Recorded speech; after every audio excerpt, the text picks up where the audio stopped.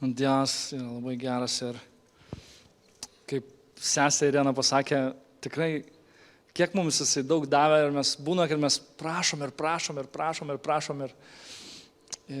kaip nuostabiai Dievas sako, aš tau jau tiek daug daviau. Pakanka mums jo malonės.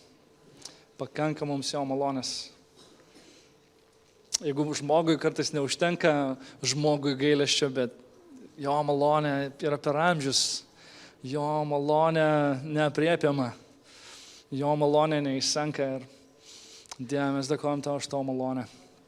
Ir prašom iš savo malonės, duok mums šiandien savo žodį, atverk mūsų ausis, kad išgirst, atverk mūsų akis, kad matyt tave Viešpatie, atverk mūsų širdis, paruošk jas, kad suvokt tavo žodį. Prašom Dieve, palaimėk mūsų vaikučius viršui, kad ten būtų lygiai toks pat patepimas, lygiai tokia pati jėga, kaip bus čia apačioj. Prašom tavęs Viešpatie, kad tu vienas būtum pašlovintas, ne mes, ne mūsų kažkokie lūkesčiai, bet tu vienas būtum pašlovintas, Dieve. Teisingai pašlovintas. Jėzaus Kristaus vardu. Amen. Ką, tęsiam toliau pamokslų seriją. 10 Dievo įsakymų ir mes viską darom iš kitos pusės, atvirkščiai. Tai pradėjom nuo 10 ir praeitą sekmadienį pamokslavau apie negeisk. Šį sekmadienį pamokslavau apie nemeluok. Atrodo, tokie paprasti žodžiai, tokie mažiukai žodžiai. Bet kaip mes, kokioje mes esame įtakoje šitų žodžių. Įsivaizduokit, būtumėm nebuvę, ne? jeigu nebūtų Ieva ir Adomas sužinoję, kas yra melas arba kas yra geismas. Tai šiandieną mes to nesuprastumėm. Bet dėl to, kad jie nusidėjo, dėl to, kad Dievas davė tą 10 Dievo įsakymų, mes suvokiam, kad mes meluojam, mes suvokiam, kai geidžiam ir taip toliau. Neliudyk neteisingai prieš savo artimą. Taip skamba 9 Dievo įsakymas, pakartotino įstatymo knygoj, 5 skyriui 20 eilutė. Neliudyk neteisingai prieš savo artimą. Arba kitaip tariant, dar galima truputį sutrumpinti, nemeluok. Užsimerkim visi. Pagalvokite apie žvaigždės. Žinot, kad žvaigždė tai yra atskira galaktika. Saulė yra žvaigždė ir jinai yra paukščių tako galaktikoje. Šita žvaigždė priklauso šiai galaktikai ir mokslininkai sako, kad šitai galaktikai priklauso 100 000 milijonų žvaigždžių. Galite įsivaizduoti, kokia daugybė. Ar galite įsivaizduoti, kad be šios galaktikos dar yra milijonai kitų galaktikų. Tai yra tokia plati erdvė, kad mums neįmanoma iki galo suvokti. Ir sako, kad jeigu būtų sukurtas kompiuteris, kuris galėtų suskaičiuoti visas žvaigždės, tai galbūt jisai jas visas suskaičiuotų pradėjęs skaičiuoti šiandien po 75 metų. Ir kažkur yra pasakęs, kažkoks mokslininkas yra pasakęs, kad kūrėjas privalo būti didesnis už kūrinį. Kūrėjas privalo būti didesnis už kūrinį. Pradžios knygoje 1 skyriui nuo 16 iki 19 eilutės mes skaitom, Dievas padarė 2 didelės šviesas. Didesnėje dienai ir mažesnėje nakčiai valdyti. Ir taip pat žvaigždės. Dievas išdėstė jas dangaus tvirtumoje. Įsivaizduojate šitas žvaigždės, apie kurias tik ką sakiau. Kad šviestų žemėj, valdytų dieną bei naktį ir atskirtų šviesą nuo tamsos. Ir Dievas matė, kad tai buvo gerai. Tai buvo vakaras ir rytas 4 diena. 4 dieną Dievas sudėliojo žvaigždės. Taip skamba, lyg jisai keptų pizzą. Taip skamba, lyg jisai kečupų teptų picos paplotį. Dievas sudėliojo žvaigždės.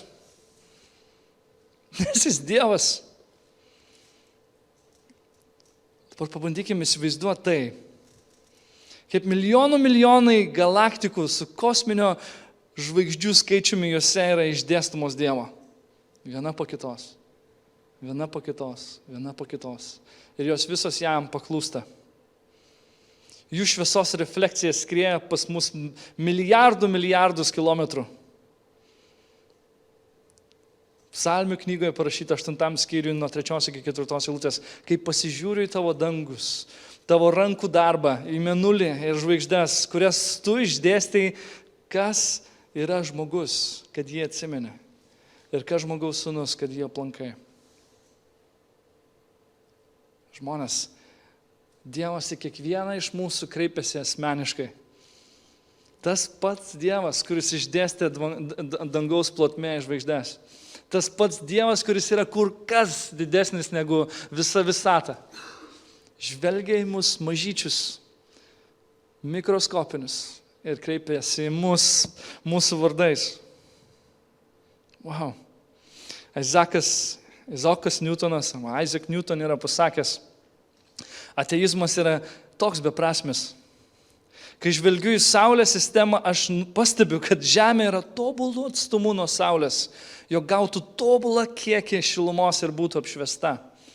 Tai negalėjo atsirasti iš niekur. Jeigu Žemė būtų šiek tiek arčiau Saulės, visa gyvybė sudegtų. Jeigu Žemė būtų šiek tiek toliau nuo Saulės, nebūtų jokios gyvybės, nes būtų viskas labai šalta.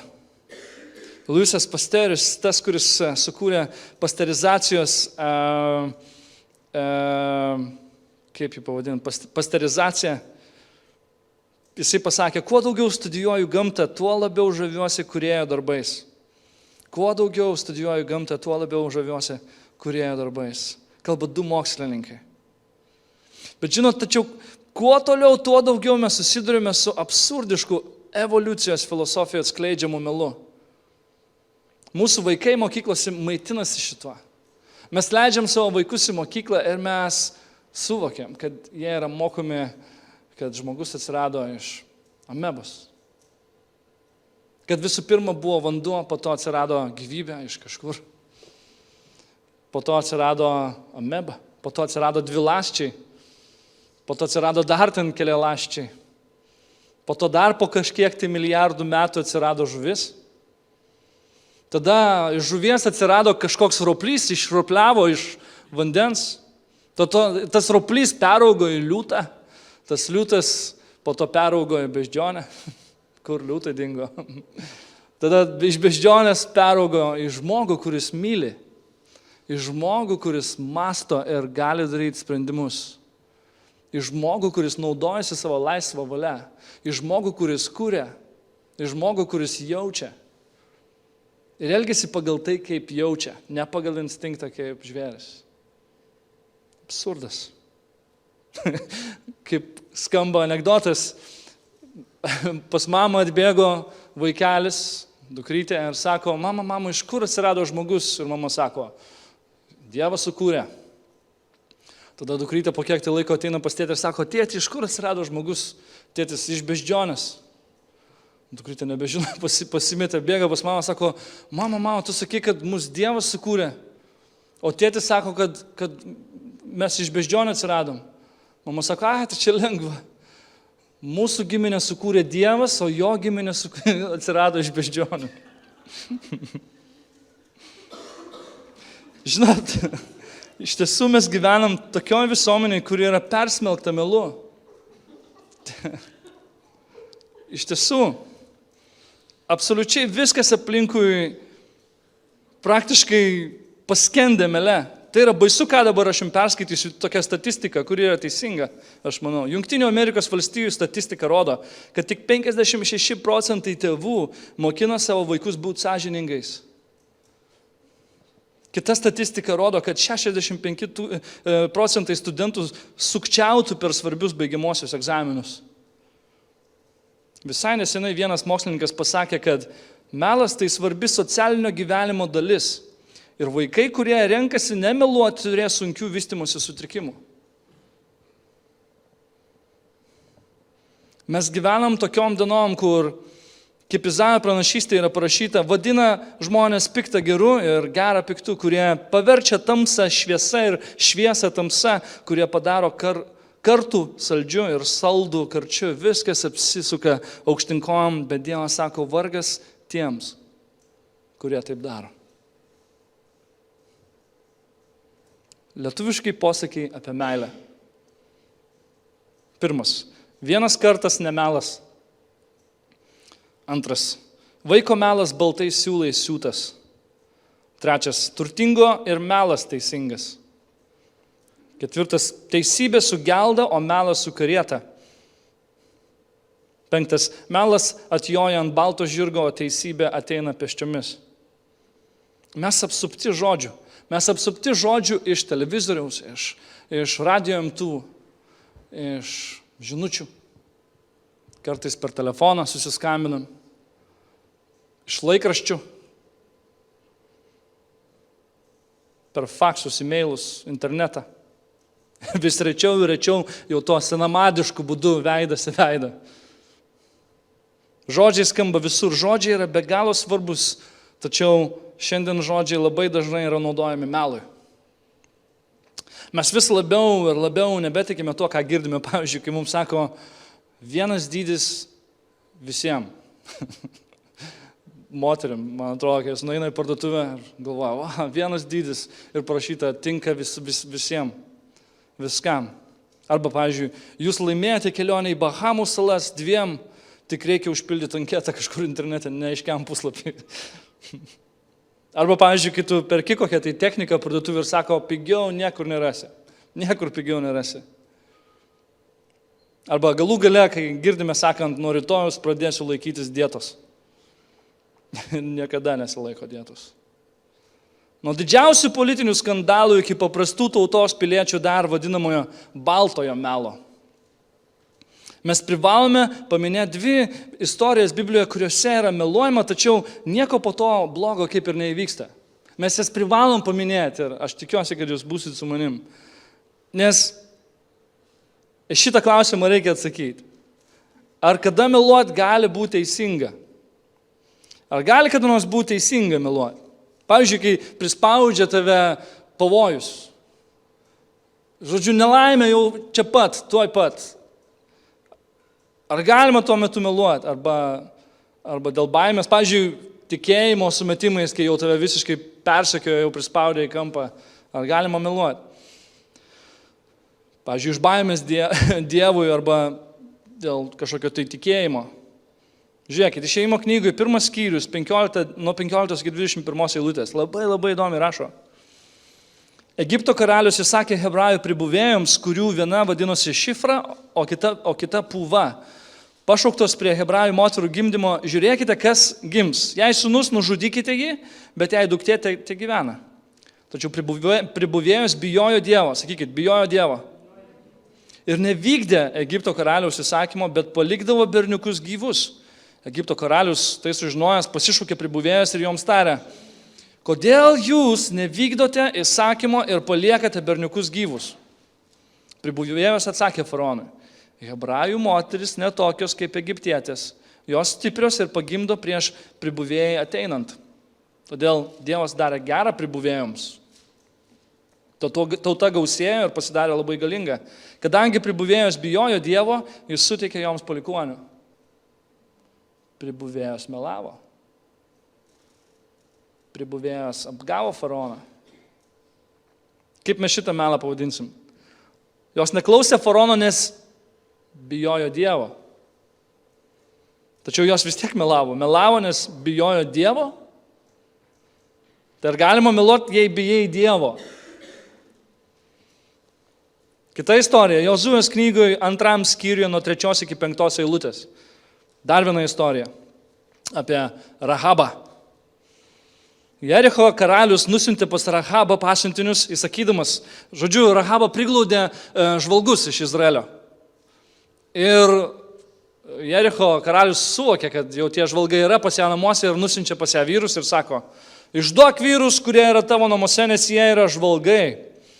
Moteris abu vyrus paslėpusi tarė.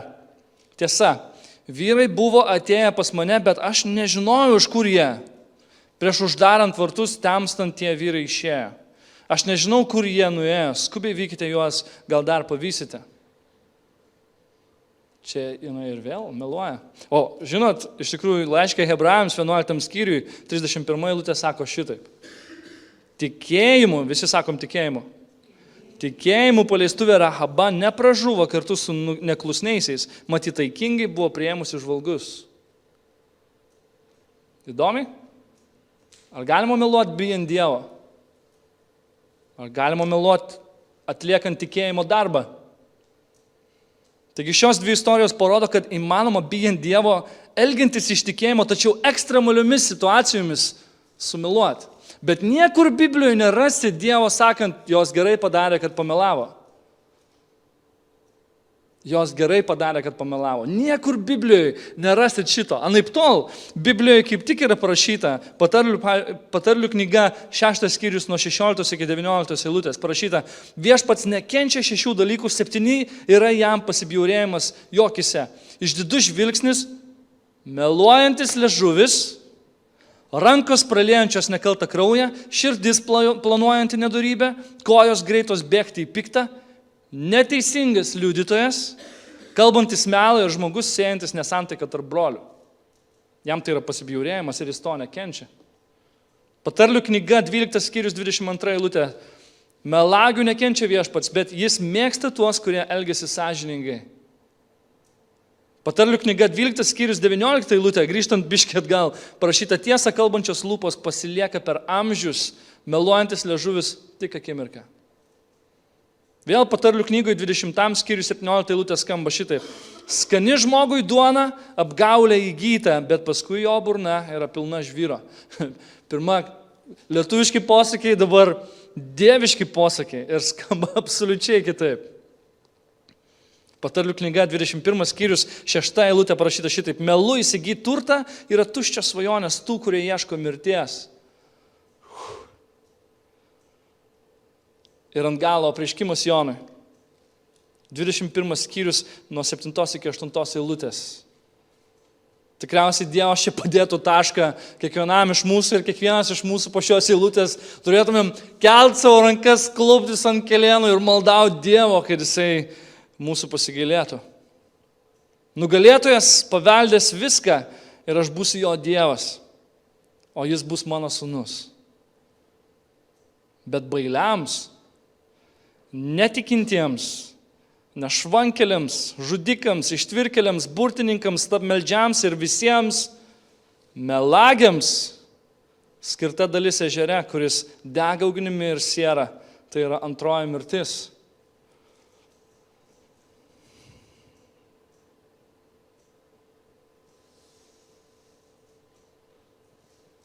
Beje, mes į šį įsakymą neteisingai neliudyti prie savo artimą, privalom žvelgti per meilės akis ir nedaryti iš to mirusios tradicijos, reiškia, aš nemeluosiu, eisiu į dangų. Ne. Reiškia, aš meluosiu ir eisiu į pragarą, irgi ne. Aš einu į dangų dėl Kristaus meilės, dėl Kristaus kryžiaus. Dėl to, kad jisai mirė ir aš patikėjau to. Per meilės akis. Žinom, kaip skamba patys pagrindiniai Dievo įsakymai. Mylėk Dievą visą savo širdimi, visom mintimi, visų protų, visom jėgom, visų kūnų mylėk Dievą. O antras skamba šitaip, mylėk savo artimą kaip save patį. Ir šitaip mes turim žvelgti šitos 10 Dievo įsakymus. Mes mylim Dievą, mes mylim savo artimą. Ir dėl to nemeluojam, o ne dėl to, kad galvojam, jeigu meluosim, eisim tiesiai į pragarą. Tai net ir neteisinga širdies pozicija. Aš einu į dangų dėl to, kad aš myliu jį, noriu jo. Ir nemeluoju žmogui dėl to, kad myliu jį. Nenoriu jam įskaudinti. Nenoriu jo įskaudinti. Mylėti savo artimą kaip save patį. Kas yra mano artimas? Tas, kurį aš sutinku savo kelyje. Darbo kolega, namiškiai, gatvėj žmogus, kuris mane užkalbino, draugai. Jie yra mano artimieji. Reiškia, aš myliu juos kaip save patį. Pradėkime nuo to, kad melas kenkia žmonėms. Melas kenkia žmonėms. Ir mes kartais galvojam, kad tai yra netiesa. Tai yra melas. Melas tikrai kenkia žmonėm. Neliudyk neteisingai prieš savo artimą. Tas įsakymas įjungia kitą žmogų, kitą asmenį. Kai meluoji darbe apie sunaudotą produktą, pavyzdžiui, aš dirbu fabrike ir man reikia prižiūrėti tam tikras procedūras, kurias aš pats parašau. Ir tie žmonės turi laikytis tų procedūrų, nes jos yra nuo cecho prie cecho ir tenais yra sunaudojami produktai ir yra užsakoma šiek tiek daugiau, nes visada bus išmetama kažkiek tai. Ir kai eini per vieną departamentą, į kitą cechą, paskui į kitą cechą, tu matai, kad nesutampa jų sunaudoti kilogramai. Išmetamieji ir atiduodami tie per nelik dideli svoriai klientams. Ir vieną dokumentą tikrini ir tu matai, kad sunaudota tiek, o jau kitą dokumentą tikrini, matai, kad dar mažiau sunaudota, ten jau tiek nėra. Ir aš pamenu, kai kreipiausi į tuos žmonės, kuriuos aš turėjau apmokyti, aš uždaviau jiems vieną klausimą. Sakau, aš žinau, kad čia žmonės, kurie prieš mane, yra tie, kurie ir daro neteisingai. Bet aš noriu užduoti jums klausimą, kodėl? Nes nuo to reikia visada pradėti. Kur yra ta šaknis? Kodėl tu taip darai? Kodėl tu nerašai tiesos? Atsakymas buvo, nes aš noriu, kad mano popierius atrodytų gražiau. Bet mes nesuvokiam to, kad jeigu mano popierius ir atrodys gražiau, reiškia kitam cechui bus blogiau dėl to, kad aš tai parašiau. Melas kenkia žmonėm iš visų pusių galim paimti. Mes atrodysim gerai, tačiau kitas žmogus atrodys ne. Mes nuimsim save nuo to kabliuko, nuo to kaltinimo ir nusiusim tą bėdą kitam. Ta toksinė atmosfera veikia visą mūsų aplinką. Ir ar tai būtų darbe, ar tai būtų namuose. Ar dar galime nustebti, kai šita melo epidemija priveda šeimas iki skyrybų ir tampa kaltininkė karo būsenos namuose. Juk santykiai yra paremti abipusių pasitikėjimų. Ir kai tai yra sulaužoma, labai dažnai santykiai baigėsi, nes apima kažkokia tai paranoja, tokiomis aplinkybėmis tampa natūrali būsena ta paranoja. Šiandien dar gali išgirsti sakant, kad galima pasitikėti tik savimi. Gal. Melas kenkia žmonėm, melas kenkia kitiem. Melas paveikia mus pačius. Mes turim būti nuoširdus. Mes turim išgirsti šitą žodį ir pritaikyti į savo. Melas kenkia mums patiems. Sykį, kai padėjom su Roberta savo pastoriui patarnauti žmonėm iš gatvės žiemą, nugirdau, kaip du iš jų šnekėjosi. Vienas iš jų paklausė kito, kai tiek daug meluoji, ar tu bent suvoki, kada nemeluoji?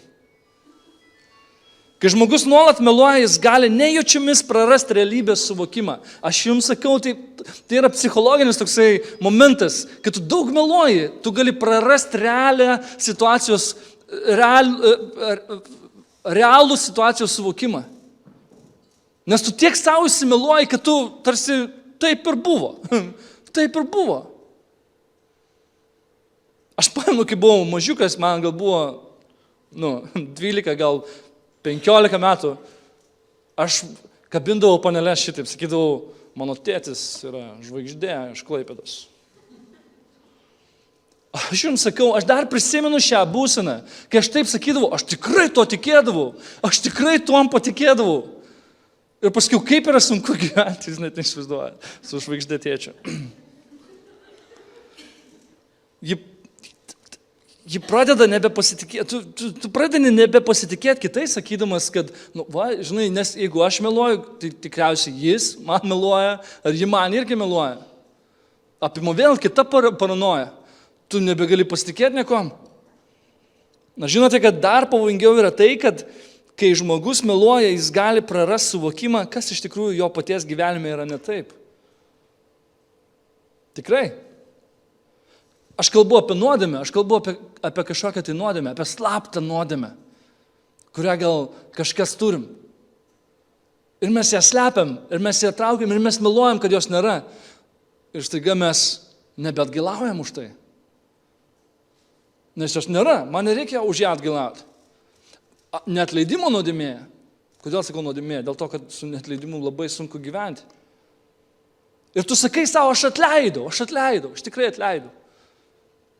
O iš tikrųjų gyvenimas rodo visai ką kitą. Tu neatleidai, tu tik taip užsibarikadavai, taip paslėpiai tą neatleidimą. Ir savo sakai, kad tu tikrai atleidai, o iš tikrųjų neatleidai. Tikrai tai veikia, bet mes turim labai nuoširdžiai į save žiūrėti.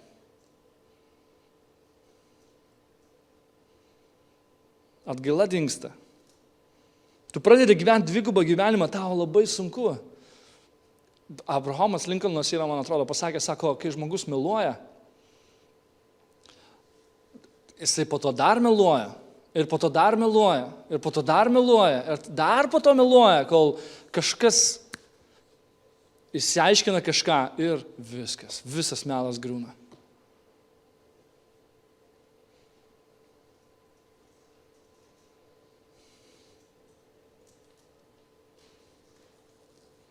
Neteisingas liudytojas. Pavyzdžiui, fariziejai. Paminat, ką fariziejai darė? Evangelijoje pagal Matą 26 skyriui nuo 59 iki 60 eilutės parašyta šitaip.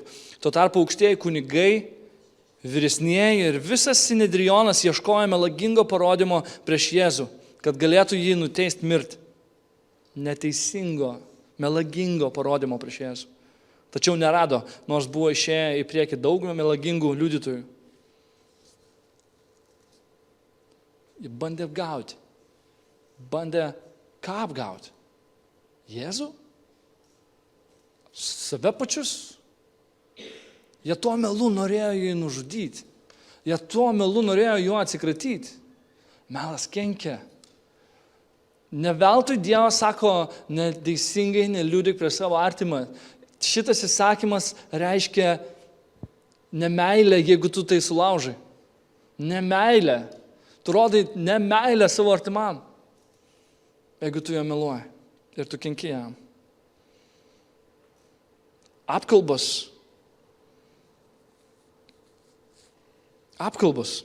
Tokia rabino istorija, kaip toks vienas rabinas, garbus asmuo atsikraustė į tokį kaimelį. Ir šalia jo, apsigyveno šalia tokio kaimyno. Tas kaimynas buvo toks kažkoks piktas. Jam nepatiko tas rabinas. Dėl to jis ėjo per visą kaimelį ir paleido gandus apie rabiną. Neteisingus gandus. Neteisingi šmeižiai. Žodžiu, paleido apkalbas. Ir rabinas turėjo gerą reputaciją, bet po tų apkalbų jo reputacija tiesiog pašlijo. Tie žmonės, kurie žinojo jį, sakė, aš nelabai tikiu į tai. Bet kiti žmonės, kurie jo nepažinojo, galvojo, gal iš tikrųjų čia rabinas biškiai prisidirbo. Kol galų gale tam žmogui, kuris paleido tą gandą, kažkas pasikeitė jo širdį ir jis atėjo pas rabiną atsiprašyti, sako, rabinė, atleisk man, kad aš paleidau tos blogus gandus ir sugadinau tavo reputaciją visam kaimeliui. Atleisk man, ką aš galėčiau padaryti? Prašau, aš vieną dalyką padaryčiau. Padaryčiau 2 dalykus, kad tik tais galėčiau išspręsti kaip nors šitą bėdą.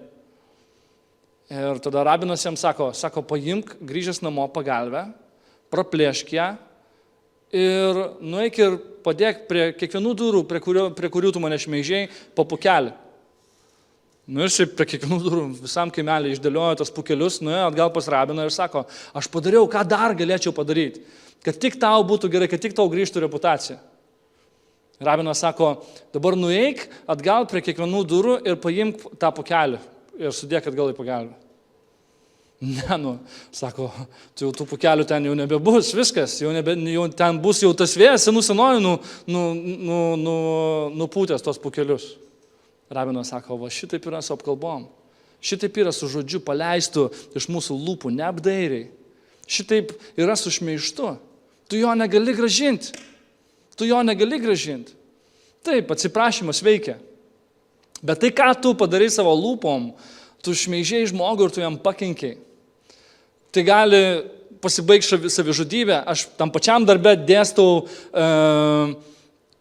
tą dorovingą darbuotojų vienas su kitu darbą, kaip jie turėtų vienas su kitu elgtis. Ir ten yra vienas momentas apie apkalbas. Ir aš naudoju jį šitaip.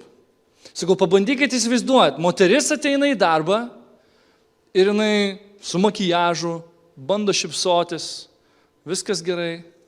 Ir kažkas iš jūsų prieina prie tos moters ir sako, kad nors, tu ten, žinai, niekada vyro neturėsi ar dar kažką.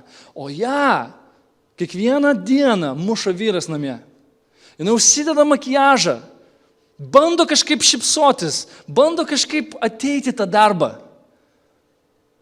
O tu ateini ir šmeiži ją, ir nesąmonės kalbi. Ir dar apkalbas paleidai, kad kiti sužinotų. Žinot, kaip fabrike keliauja apkalbos? Šitaip. Šitaip. Ir kai apkalba keliauja, ta istorija pasikeičia dar belenkaip. Dar apsiverčia belenkiek kartų. Ir ta moteris atima savo gyvybę. Ir taip gali būti. Kas žino, kiek mes galim atlaikyti? Pažvelkit vienas į kitą. Kas žinot, kiek mes galim atlaikyti? Ar tu žinai, kiek aš galiu atlaikyti? Pažvelgęs į mane. Ne. Ar tu žinai, kas mano širdį? Ar tu žinai, kas mano gyvenime, kokia mano gyvenimo situacija? Kas mano šeimoje vyksta? Ne. Taip, ir aš nežinau, jeigu mes vienas kito nepažįstam. Mes čia esam šeima, mes vienas kitą gana stipriai pažįstam. Bet net jeigu ir šeimoje mes vienas kitą apkalbam ir melagingai kažką sakom, tas melas labai greitai pasidaro melu, tas apkalba pasidaro labai greitai melu. Užtenka 2 lūpų, užtenka 2 smegenų ir jau kitos smegenys visai kitaip suvokia tai, ką tu pasakei. Ir jau tos lūpos kitos jau sako visai kitą istoriją. Tai yra raupsai. Ir tai yra neteisingas liudijimas prieš savo artimą. Apkalbos, aš čia pasirašiau, tai visiškas liežuvio nevaldymas. Kalbėjimas apie kito žmogaus gyvenimą dažniausiai su kritika ir su faktų iškraipimais. Kai mes pareiškėme apie kitą žmogų, ir jei tai būtų ar taktiška, arba nelabai taktiška, ar mes išdrįstume pasirašyti po visu to, ką mes kalbame apie kitą. Įsivaizduokit, jeigu tai, ką aš kalbu dabar, turėčiau pasirašyti po to. Ar mes išdrįstumėm tai padaryti? Kažin. Biblija sako, liežuvis yra padegtas ir liežuvis yra ugnis, nedorybės pasaulis. Liežuvis yra vienas iš mūsų narių, kuris suteršia visą kūną, padega gyvenimo eigą, pats pragaro padegtas. Jokūbo laiškas, 3 skyrius nuo 6 eilutės. Tai mes čia supratom, kad melas kenkia. Melas kenkia ekonomikai. Žinot kodėl? Kodėl mes čia Anglijoje visi kažkaip tai nervinomės, kad mašinos draudimas kyla kiekvienais metais? Žinot, kodėl jis kyla? Dėl to, kad žmonės meluoja. Dėl to, kad žmonės meluoja. Įvyksta kažkokia tai, žinai, avarija, iš karto ten nesvarbu, kad tau nieko nesitiko, man su stuburu blogai, man tas blogai, mano mašina visiškai jau ten į laužą gali mesti, nors atrodo tik tai kažkoks ten mažas lenkimas. Ir taip tau draudimas keičia mašiną, ir taip tavo draudimas ten moko kitam žmogui, ir taip, ir paskui žiūrėk, ir kyla tas draudimas. Arba mes meluojam apie adresą, reikia man geresnio adreso, man su geresniu PE2 man reikia, nes PE1 labai brangiai draudimus kainuoja. Mes meluojam tie, kas dirba ant savęs, self-employed vadinasi šitas. Mes meluojam apie išlaidas. Mes meluojame apie mokesčius, mes nenorim mokėti mokesčių. Mes sakom, man reikėjo kompiuterį nusipirkti, man reikėjo printerį nusipirkti, man reikėjo darbo stalą nusipirkti iš ąžuolo medžio, žinai, ten kokį patį geriausią. Taip, bet visi taip daro. Kiti sakys, visi taip daro. Mes ne visi. Ir jie tegul būna ne visi. Mes turim atitikti Dievo moralės standartą. Kiekvienas iš mūsų čia sėdinčių turim atitikti Dievo moralės standartą, kad mes galėtumėm stovėti prieš jį. Ką daryti? Ką daryti? Laiškas Efeziečiams, 4 skyrius, nuo 21 iki 25 eilutės sako, ką daryti. Parašyta šitaip, juk iš jo girdėjot ir jame išmokot, nes tiesa yra Jėzuje, kad privalu atsižadėti senojo žmogaus ankstesnio gyvenimo būdo, žlugdančio apgaulingais geismais. Pamenat iš praeito pamokslo. Tie geismai žlugdo, bet tie geismai sukuria. Ir po to atsinaujint savo proto dvasioje ir apsirengti naujų žmogumi, sutvertų pagal Dievą teisume ir tiesos šventume. Ir toliau sako šitaip. Tad atmetę melą, kiekvienas te kalba tiesą savo artimui, nes esame vieni kitų nariai. Melą reikia atmesti. Bet pradėti reiktų nuo to, kad mums reikia atsinaujinti proto dvasiui. Mes privalom atsinaujinti proto dvasiui. Mes privalom atsinaujinti proto dvasiui, kitaip niekaip. Senojo žmogaus būdas buvo vedamas geidulingų geismų, iš kurių dažnai kyla melas. Ar melagingas liudijimas apie savo artimą. Mes ir vėl turim suklupti prieš Dievą tie, kas galvojam, kad neturim šventosios dvasios ir nesam atgimę iš naujo. Nesam atgimę iš tiesos dvasios. Nesam atnaujinti. Mes turim klauptis ant kelių ir maldauti atleidimo. Prašau, Dieve, pripildyk mane savo dvasia, atnaujink mano protą, atnaujink mano sielą, atnaujink mano dvasią. Aš noriu būti naujas, aš nenoriu meluoti, nebent nori. Evangelija pagal Joną sako šitaip, 16 skyrius 13 eilutė, sako šitaip, bet kai ateis ji tiesos dvasia, jūs jį įvesi visą tiesą. Mums reikia tiesos dvasios. Yra ir melo dvasia. Yra ir melo dvasia, nes yra melo tėvas. Yra tiesos tėvas, Dievas. Yra tiesos jo dvasia ir yra melo dvasia ir melo tėvas. Ir vyksta kova, kuriai mes kartais labai lengvai pasiduodam. Taip mes suprantame būtinybę atgimti iš naujo. Kiekvienam iš mūsų būtinas dvasios vedimas. Žiūrėkit, sykį ėjo velnias su vienu iš savo kompanionų. Tas kompanionas pastebėjo žmogų, tolėliau šiek tiek, ir tas žmogus pasilenkė ir paėmė kažką labai švytinčio. Ir tas kompanionas velniui sako, žiūrėk, ką jis tam paėmė? Ir velnias sako, jis rado tiesą. Tai tas kompanionas sako, palauk, tai tu nebijai, kad jis rado tiesą? Sako, visai nebijau, nes greičiausiai iš tiesos padarys religiją. Nes greičiausiai iš tiesos padarys religiją. Net ir iš tiesos galim padaryti ją. Pavyzdžiui, komunija, vandens krikštas arba viešpatės vakarienė. Mes padarom religiją, mes tik atliekam veiksmą, mums visiškai vienodai, kas yra mūsų širdį. Mums visiškai vienodai, kad mūsų gyvenimai nesikeičia. Ėjimas į bažnyčią gali pasidaryti religiją, nors ir daugeliu iš tenais atrodys, kad mes darom kažką labai teisingo. Bet mes net nenorim keistis, mes net nenorim kovoti su tuo. Mes net nenorim, kad mūsų širdis pasikeistų, aš gyvenu taip, kaip gyvenau, man nepatinka sąžiningai mokėti mokesčių. Man nepatinka sakyti tiesos, nes kai tiesą sakai, gauni į kaulus. Ir neturi draugų po to. Gabrielė, mūsų sesė, ją užsipuolė darbe, nes jinai stovėjo už tiesą, jinai skelbė Evangeliją, pasakė ir stovėjo už Kristų. Ir iš jos juokės menedžeriai. Jinai galėjo sudrebėti ir pasiduoti jiems ir sakyti melą, bet jinai to nepadarė. Po kiek laiko tie menedžeriai atėjo ir atsiprašė. Bet jūs įsivaizduojate, jeigu jinai būtų sudrebėjus, Kristui reikia draugo. Kristui reikia, kad už jį stovėtų. Jis myli tave ir jisai pasitikė tavim kaip savo draugu. Mums reikia šito. Įsivaizduok turėti draugą, kuriuo tu gali pasitikėti 100%.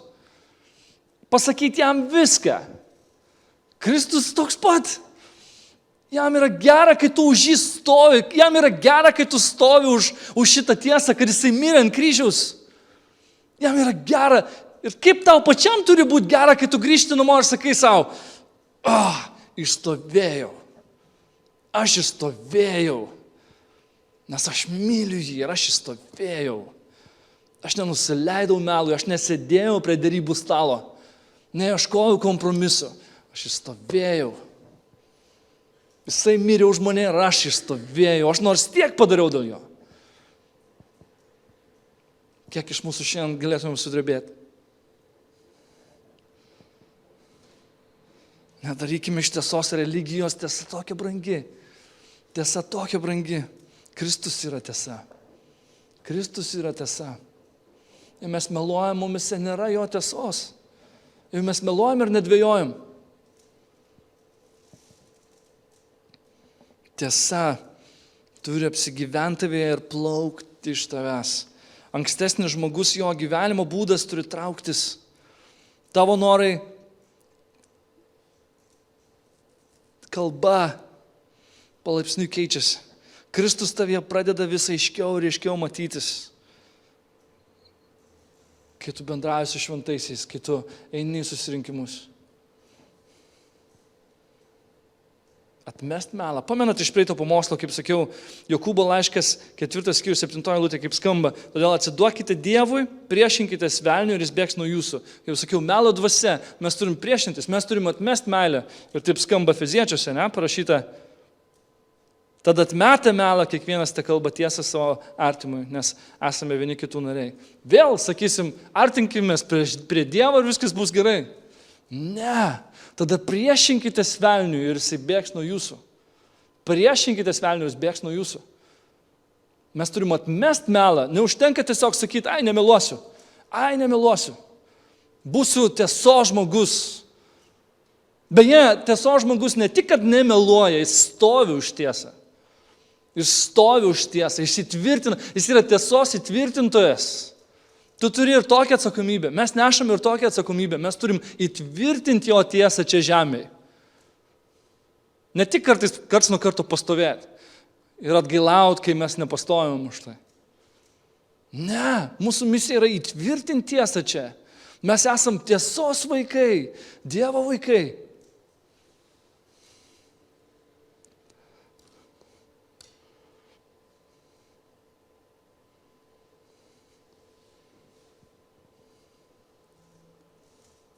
Mes turim atmest melą, mes turim atmest tą dvasią, mes turim kovoti su tuo. Mes turim atgailauti už tai. Mes turim atgailauti, jeigu mes meluojam. Mes turim būti nuoširdus ne vieni su kitais, su Dievu. O kad kiekvienas iš mūsų būtumėm skaidrus ir matytumėm vienas kito mintis, kaip būtų lengviau. Dievas mus mato. Dievas mato, kas meluoja, kas nemeluoja. Dievas mato širdies užmučius. Aš sakiau, po kiekvieno pamokslo mes atgailausim. Po kiekvieno pamokslo mes atliksim atgailą, mes atsiprašysim Dievo už melą. Kad ir kur, ką esam pamelavę. Baltą, juodą, žalią melą, nesvarbu kokį melą. Tegul dvasia dabar mums iškelia, ką mes turėtumėm jam pasakyti. Nesiknaisiukim, giliai, širdį kažkur neieškokim. Nedarykim to mechaniškai. Tegul dvasia mums parodo. Tegul tiesos dvasia iškelia melą. Argi negeriau po to bus šlovinti? Argi negeriau po to bus sėsti prie stalo ir daryti duonos laužymą? Kai žinosim, kad už vieną nuodėmę mes jau atgailavom.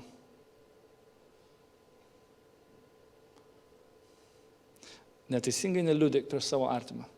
9 Dievo įsakymas. Skamba taip šaltai ant akmeninės širdies. Bet Ezekėlio pranašystė 36 skyriuje yra parašyta: Dievas mums davė naują širdį. Išėmė iš mūsų akmeninę širdį ir įdėjo kūno širdį. Ir padarė taip, kad mes bėgtumėm vykdyti jo įsakymus. Dėl to šitas įsakymas ir turi plaukti iš mūsų. Mes turim būti tiesos vaikai ir nesistengti jais būti. Bet tai turi mums, tai turi mums įvykti natūraliai. Kaip gera matyti nors vieną žmogų šypsos. To šypsosis dar daugiau žmonių, nes mes atgailausim.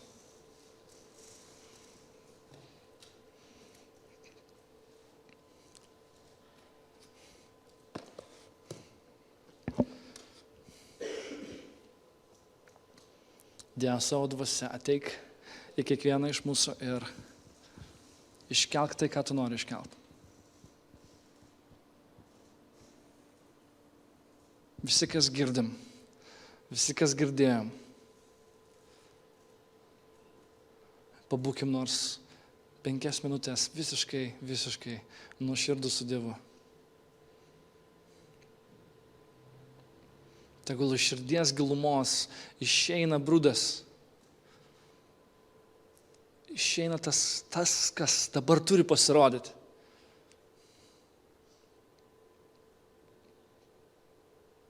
O šventoji dvasia, pagydyk mus.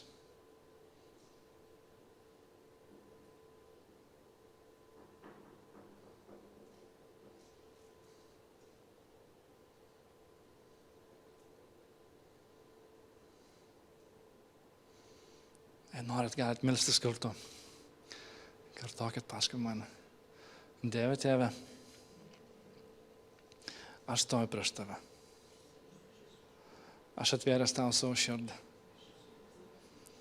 Ištirk ją. Pašalink tai, kas neteisinga. Aš išpažįstu, kad palygint su Tavim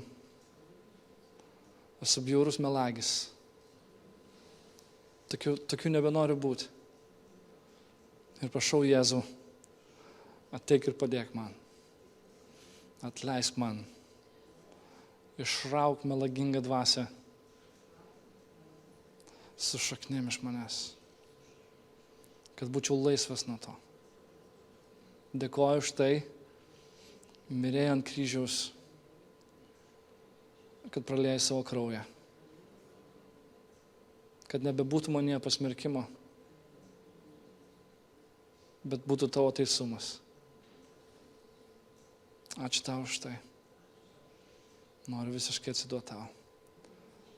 Jėzus Kristus vardu. Amen.